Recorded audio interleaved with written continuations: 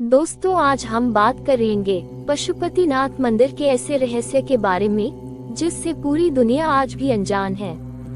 तो नमस्कार दोस्तों, आपका एक बार फिर से स्वागत है ज्ञान गंगा YouTube चैनल पर।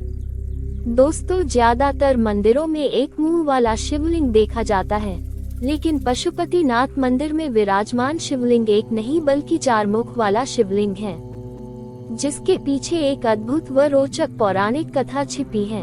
कथा के मुताबिक महाभारत के दौरान जब पांडवों द्वारा अपने ही सगे लोगों का खून बहाया गया, तब ऐसे में अपने ही भाइयों का वध करने की वजह से पांडव बहुत दुखी हो गए।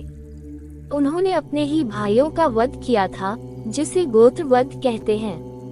लेकिन जब उनको अपने इस किए पर पछतावा होने लगा, तो भगवान कृष्ण ने उन्हें इस गोत्र वध जैसे पाप से छुटकारा पाने के लिए शिव जी के शरण में जाने को कहा। ये जानने के बाद पांडव महादेव की खोज में निकल गए, परंतु भगवान नहीं चाहते थे कि पांडवों से जो पाप व अपराध हुआ है उससे उन्हें आसानी से मुक्ति मिल जाए। ऐसे में जब पांडव उनके पास पहुंचने ही वाले थे कि तभी अपने पास आते देख उन्होंने एक बैल का भेष धारण कर लिया और पांडवों से नजर बचाकर वहां से भागने की कोशिश करने लगे। तब उस दौरान तुरंत पांडव सारी बात समझ गए और वे भी शिव जी को पकड़ने के लिए उनके पीछे पीछे भागने लगे। इस भागा दौड़ी की वजह से शिव जी धरती में समा गए और फिर कुछ देर तक कहीं नहीं नजर आए। जब कुछ समय बाद वो बाहर निकले तो उनका शरीर 4 भागों में बंट गया। कहते हैं कि इसी वजह से इस जगह पर भगवान के उस रूप अर्थात उनके 4 मुख वाले शिवलिंग को स्थापित किया गया। दोस्तों, विश्व में 2 पशुपतिनाथ मंदिर प्रसिद्ध है, एक नेपाल के काठमांडू का और दूसरा भारत के मंदसौर का। दोनों ही मंदिरों की मूर्तियां लगभग समान आकृति की है। नेपाल में बागमती नदी के किनारे काठमांडू में स्थित मंदिर को यूनेस्को के विश्व धरोहर में शामिल किया गया है। ये देखने में बड़ा ही भव्य व सुंदर मंदिरों में से एक है, इसलिए यहाँ दर्शन के लिए देश विदेश से भी बहुत लोग आते हैं। कहा जाता है कि यह शिवलिंग वेद लिखे जाने से पहले ही स्थापित किया जा चुका था।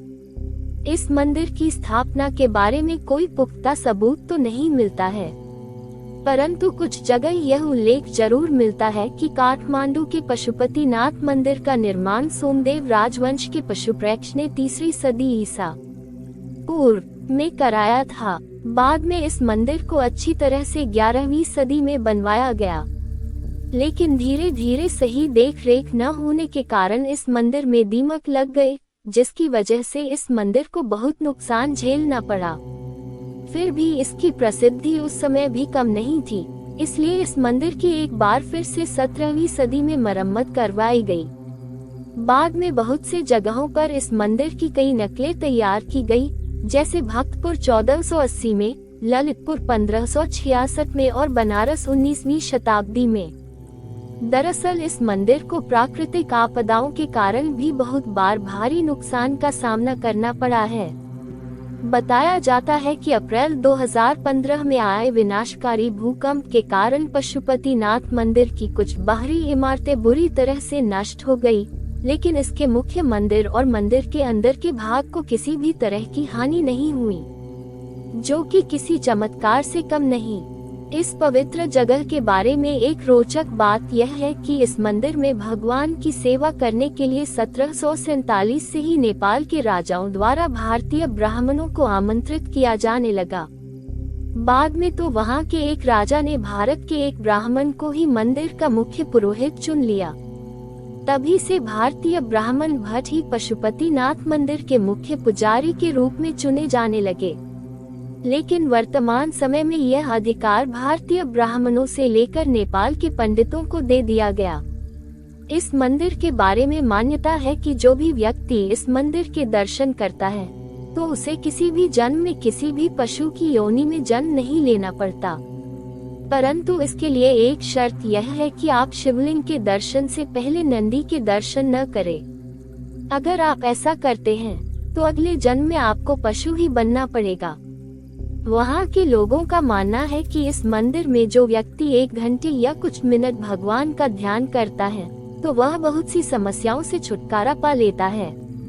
इतना ही नहीं, आप वहाँ के लोगों से महादेव की महिमा से जुड़ी बहुत सी कहानियाँ भी सुन सकते हैं। पवित्रता व प्रसिद्धि के कारण ही काठमांडू के देवपाटन गांव में स्थित पशुपतिनाथ मंदिर को शिव के 12 ज्योतिर्लिंगों में से एक केदारनाथ मंदिर का आधा भाग माना जाता है। दोस्तों, नेपाल की पावन भूमि धर्म व ज्ञान से सराबोर है और पूरी तरह से आध्यात्मिकता से जुड़ी है। नेपाल का पशुपतिनाथ मंदिर ऐसी ही एक पवित्र जगह है। तो दोस्तों, आज के वीडियो में बस इतना ही। अगर आप भी ऐसे किसी मंदिर को जानते हैं जिसके पीछे कोई रोचक कहानी छिपी हो, तो हमें नीचे कमेंट करके जरूर बताएं। इस वीडियो को भी शेयर करें और हमारे चैनल को सब्सक्राइब करें। धन्यवाद।